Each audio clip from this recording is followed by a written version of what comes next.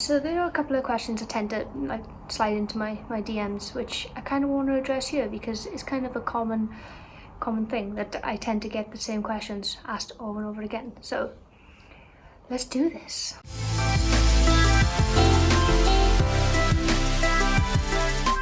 Question number 1.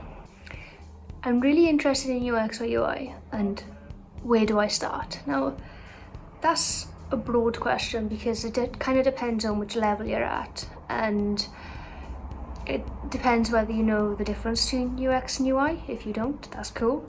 Not many people do. But it's good to have a look online and start reading up about the topic of UX. There's plenty of material online where you can easily pick up the simple basics of UX, and the same for UI. Just jump on YouTube and there's so much stuff about UX, so much stuff about UI, the tools, the softwares, everything that you need is pretty much all online these days. Question number 2. I don't have a design degree. Does that mean I can't be a UX or UI designer? And the short answer to this is no. If you don't have a degree, then that's cool. If you do, that's cool too. I have a degree.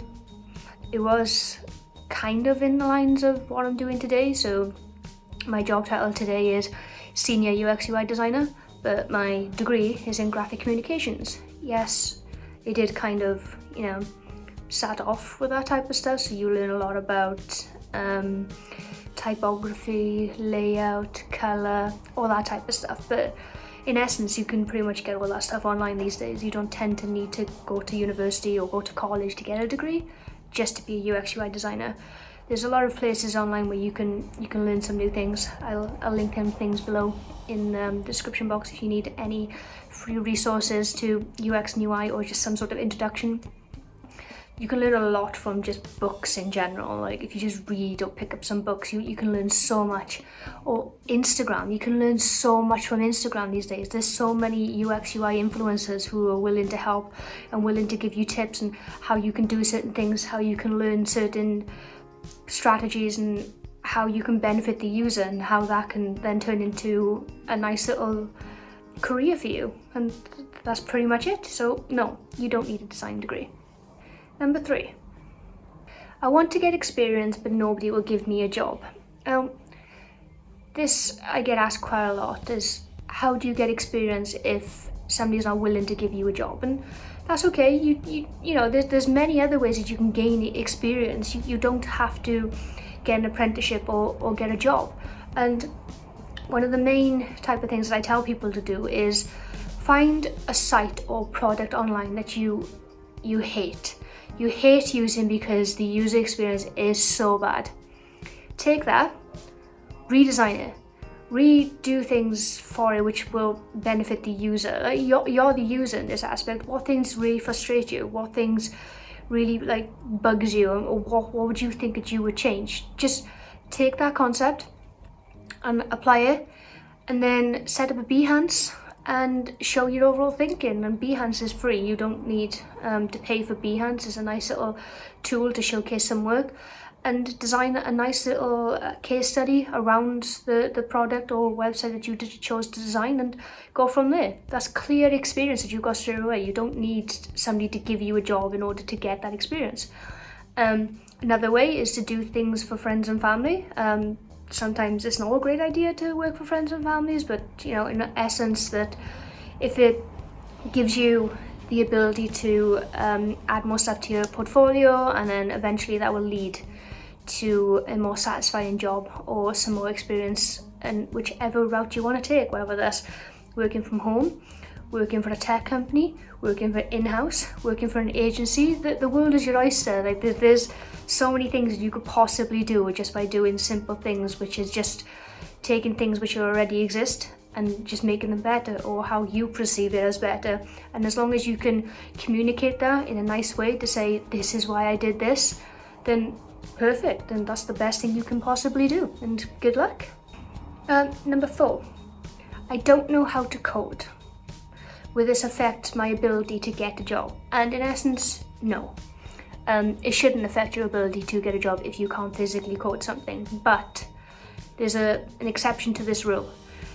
it's a good idea to understand how things are built, and that doesn't necessarily mean that you have to physically be able to build something yourself, even though that's really cool, and I know loads of designers who can do that, and it's an amazing skill to have. So if you want to go down that route and you want to look at that type of stuff, then that's perfect. That's something which is a really good quality to have from a designer's point of view.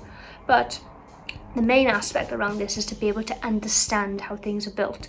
And that is because you'd understand the limitations of the web or of the product. You have that ability to distinguish the difference between something which can definitely be built and something which can't be built. And this also gives you a great idea then of how budgets work. So how long is this thing that you designed going to take to build? Does that fit in with the budget?